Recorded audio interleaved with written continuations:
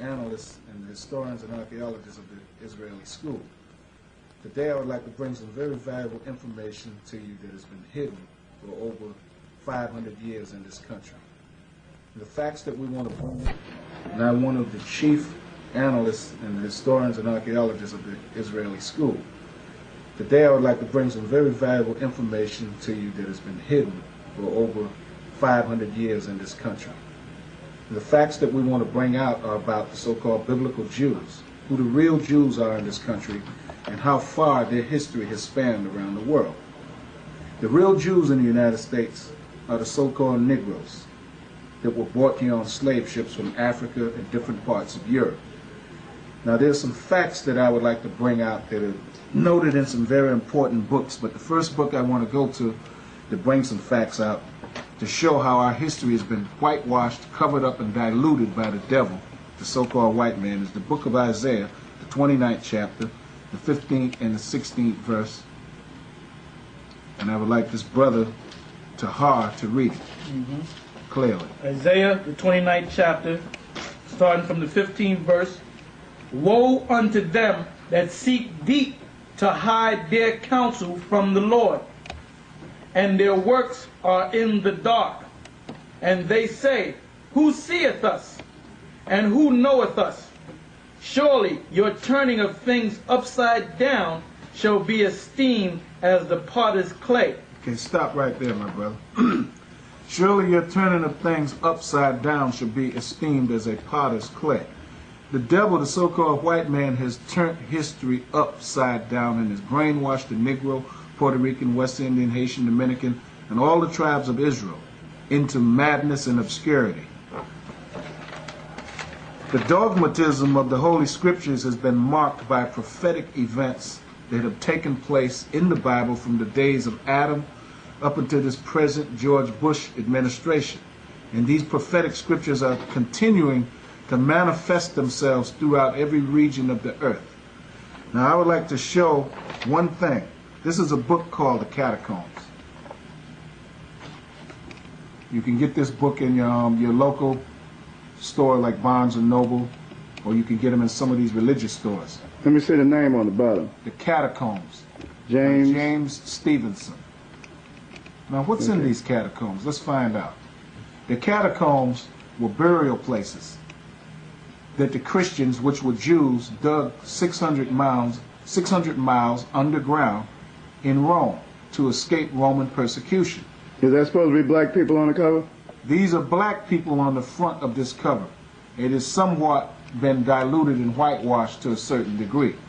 But as I go in this book, The Catacombs, I will show beyond a shadow of a doubt that the people that occupied the catacombs for many years, escaping Roman persecution, were black.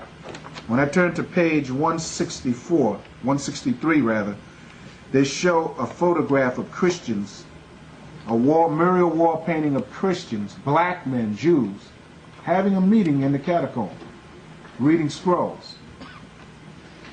That is crystal clear. Crystal clear. You can see that they black. Beyond a shadow of a doubt, these men are black. Yeah, look at that. Why is this significant and why is it important? It's important that the so-called Negro come to his senses and come out of obscurity and realize that he is the chosen man of the Most High, and that he is the one that is going to rule this world next in righteousness through the holy orders and scriptures of the Most High.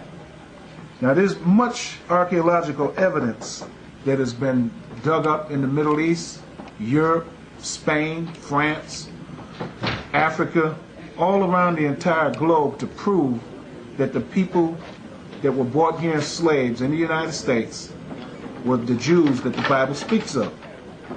But I would like to point out another significant fact that should be pointed out historically.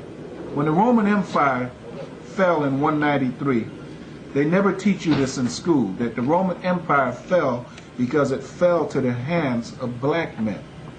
Servius Septimius was a great genius, he was a great Israelite genius, a gladiator that overthrew the Roman Empire in 193 AD. Stronghold. as I stated, Servius Septimius, in the year 193 AD, overthrew the Roman Empire with the help of other great black gladiators that were former stars, superstars that fought in the Roman arena, that fought animals and fought other gladiators.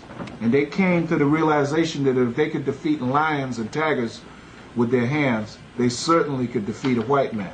So this is how Rome fell. In 193 AD, Servius Septimius, a black gladiator, a Jew, overthrew the Roman Empire and set up a stronghold in Rome. As time transpired, there were many dynasties throughout Rome and throughout all parts of Europe. And in the year 307 AD, another great black gladiator named Constantine, who was the son of Constantius, set up what is called the Eastern Roman Holy Empire.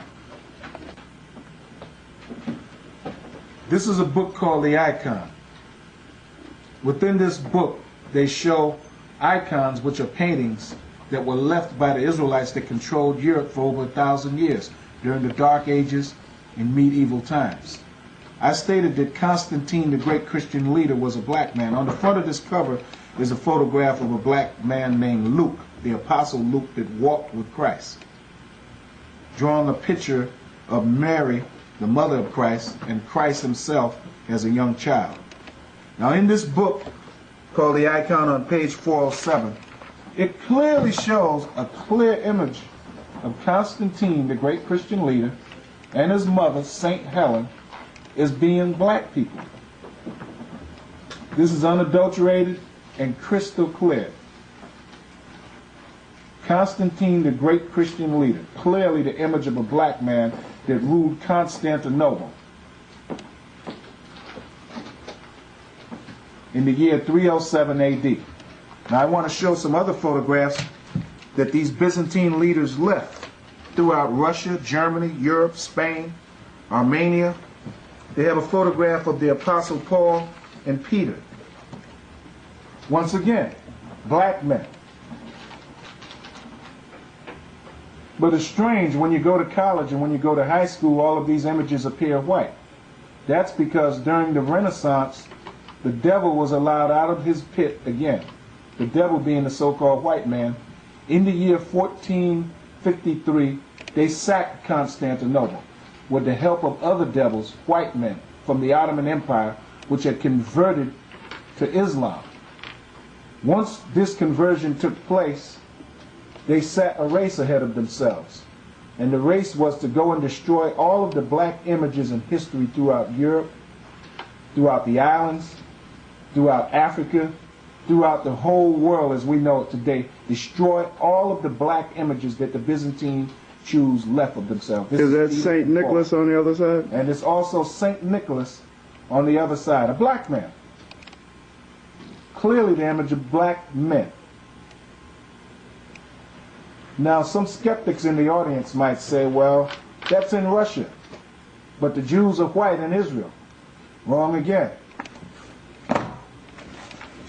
I could sit up here and show books until hell freezes over, but I'm not going to do that. But I'm going to show that in this book called Ancient Jewish Art, when we go to Israel for the skeptics, all of the ancient Jewish art that was left in Palestine and Syria and Damascus show the Jews as being black people. What's the name of the author on there? The name of the author is Gabriel Said Regina. Gabriel Said Regina. Okay. In this book, this is located in Dura Europos, in one of the oldest synagogues, still standing today, that the Apostle Peter and Paul and the other disciples preached in for years, saving souls. It shows a clear, unadulterated photograph of the prophet Moses and his brother Aaron leading the children of Israel across the Red Sea. That is crystal clear that they're black. Now, all them black heads back there. I once was on a TV show and I asked, can I show this book? And the person that was in charge of the TV show, a nationally syndicated TV show, told me that I would not be allowed to show this book on national TV because it might hurt a lot of feelings. Richard Bay. Richard Bay was the name of this fella that would not allow me to show this